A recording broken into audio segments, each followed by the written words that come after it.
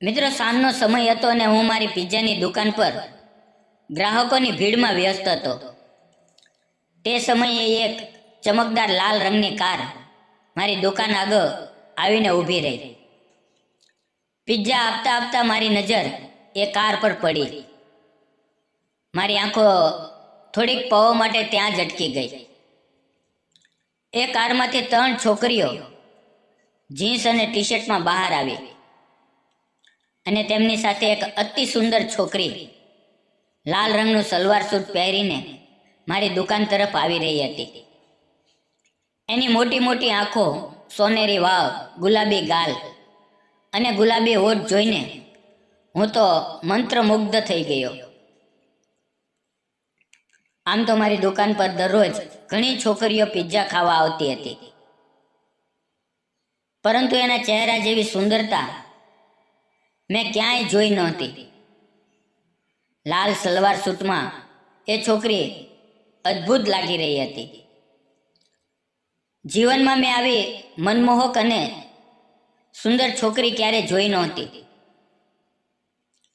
એને જોઈને એવું લાગતું હતું કે આકાશમાંથી કોઈ અપસરા જમીન પર ઉતરી આવી હોય. હું ચાહીને પણ એની તરફથી નજર હટાવી શકતો નહોતો. હું એને એકટક જોતો હતો કે અચાનક એક છોકરી મીઠા અવાજમાં બોલી, "એ મિસ્ટર, મને 4 તીખી ચટણીવાળા પિઝા ઝડપથી આપજો." જેવી એ સુંદરતાની મૂર્તિ હતી તેટલો જ મધુર એનો અવાજ હતો. એની સુંદરતા અને અવાજમાં હું એટલો ખોવાઈ ગયો કે ધ્યાન જ ન રહ્યું કે ક્યારે મારો હાથ ઓવનના ચીમટા સાથે લાગી ગયો અને આહ કરતા મેં મારો હાથ ખેંચી લીધો. એ સમયે એ છોકરી હસીને બોલી, "એ મિસ્ટર, જેટલું ધ્યાન તમે મારા પર આપી રહ્યા છો એટલું કામ પર આપો તો હાથ નહીં બળે."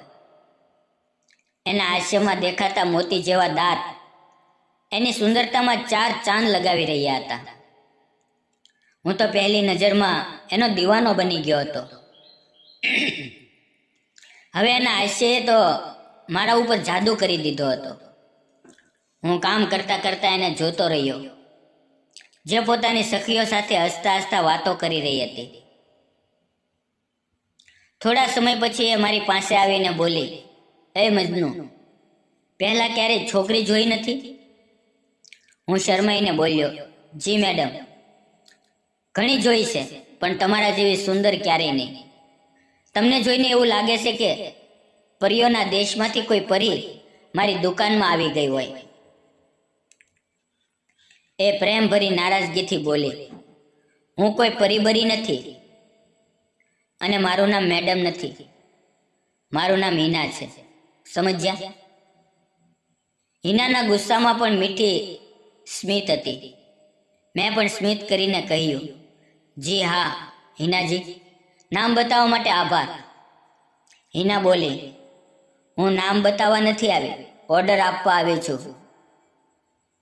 જલ્દી આપો, બહુ ભૂખ લાગી છે." મેં તરત જ 4 પિઝા બનાવી તેમાં થોડું વધારે માખણ નાખીને એના ટેબલ પર પીરસી દીધા.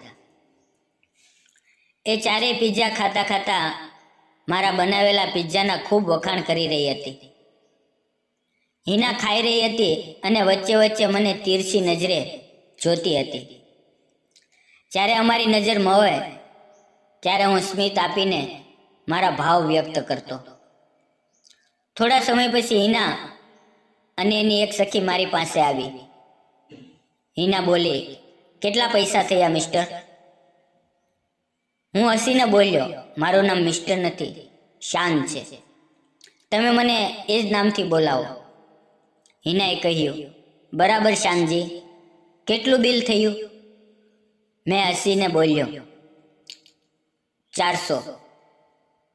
હિનાએ પર્સમાંથી 500 રૂપિયાની નોટ કાઢી અને કહ્યું, "બધા રાખો. તમારા પિઝા તો કમાલના છે, બહુ ગમ્યા અમને." હું બોલ્યો, "શુક્રિયા, પણ હું એટલા જ લઉં જે મારો હક છે. આ લ્યો તમારા 100 રૂપિયા પાછા. જ્યારે મેં એના હાથમાં 100 રૂપિયા આપ્યા ત્યારે મારી ખુશીનો પાર ન રહ્યો. દૂધ જેવા સફેદ નરમ હાથ જોઈને તો મન થયું કે એને સ્પર્શી લઉં. હિના જ્યારે ગાડીમાં બેસી રહી હતી ત્યારે એણે ફરી એક નજર મારા ઉપર કરી તો મેં સ્મિત કરીને એ હાથને ચુંબન કર્યું. આ જોઈને હિના પણ હસીને ગાડીમાં બેસી ગઈ.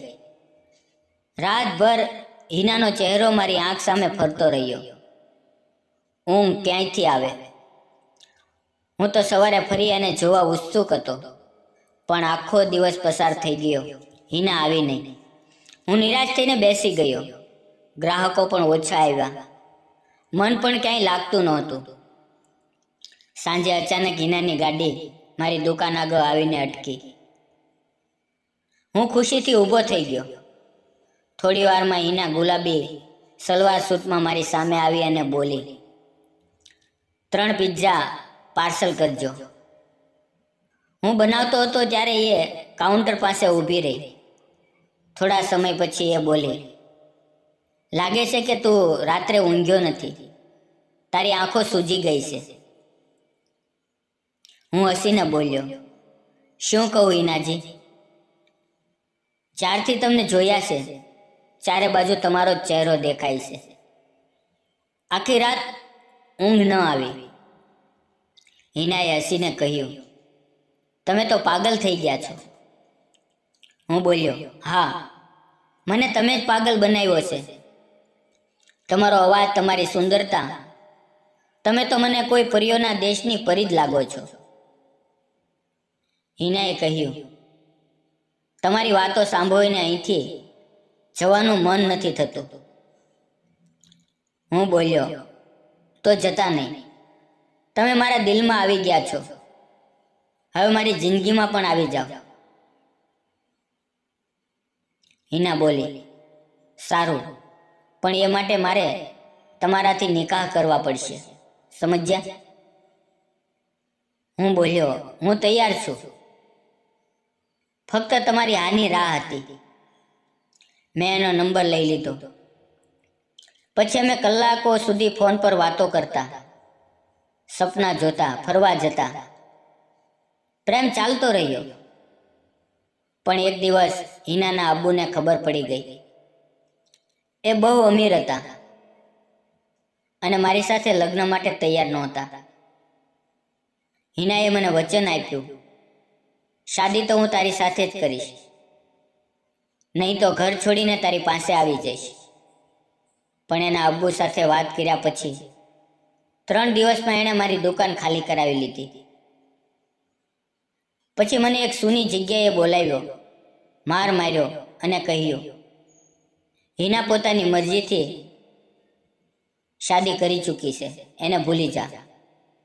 મને ફોટા બતાવ્યા અને ધમકી આપી કે જો હિનાને મળવાનો પ્રયત્ન કર્યો કે પ્રયાસ કર્યો તો ખરાબ થઈ જશે. હું સાવ તૂટી ગયો અને બીજા શહેરમાં મિત્ર પાસે રહેવા ચાલ્યો ગયો. મારું જીવન ખાલી થઈ ગયું. મિત્રએ કહ્યું, દુબઈ જઈને નવું જીવન શરૂ કર. ત્યાં એ મિત્ર પણ બીમાર પડી ગયો અને હું એની જગ્યાએ પિઝા ડિલિવરી કરવા ગયો. મેં ઘરની બેલ વગાડી. ત્યાંથી એક મહિલા બહાર આવી. એ મારી હિના હતી. હિનાએ રડીને પોતાની કહાની કહી. અબ્બુને હાર્ટ એટેક આવ્યો હતો. એના માટે એણે પોતાનો પ્રેમ ત્યાગી દીધો. એના કહેવા પર મોટા ઘરના છોકરા સાથે લગ્ન કર્યા. પણ 1 વર્ષમાં પતિનું અવસાન થયું અને સાસરિયાઓએ કાઢી મૂકી. ત્યારથી એકલા પુત્ર સાથે જીવી રહી હતી. ઓનલાઈન કામ કરીને જીવી રહી હતી. મેં એનો હાથ પકડીને બોલ્યો, હવે તો તું પણ સાદી જિંદગી જીવે છે. હવે આપણને કોઈ રોકી નહીં શકે. હિના મારા ગળે લાગી. મિત્રો, આ એક અનોખું મિલન હતું. મેં કહ્યું, હવે તું અને તારો પુત્ર મારી જવાબદારી છે. હિના હસીને કહ્યું, લગ્ન પછી મને પિઝા બનાવીને આપજો. હું હસીને બોલ્યો, તારા માટે તો આખી દુકાન ખોલી દઈશ. મિત્રો, તો તમને મારી આ નાની એવી લવ સ્ટોરી કેવી લાગી? જો તમને પસંદ આવી હોય તો વિડીયોને લાઈક, ચેનલને સબસ્ક્રાઈબ જરૂર કરજો અને એક નાની એવી કોમેન્ટ કરવાનું ભૂલશો નહીં. ફરી મળશું આવતીકાલે એક આવી સુંદર મજાની વાર્તાની અંદર. ત્યાં સુધી આવજો. ધન્યવાદ મિત્રો.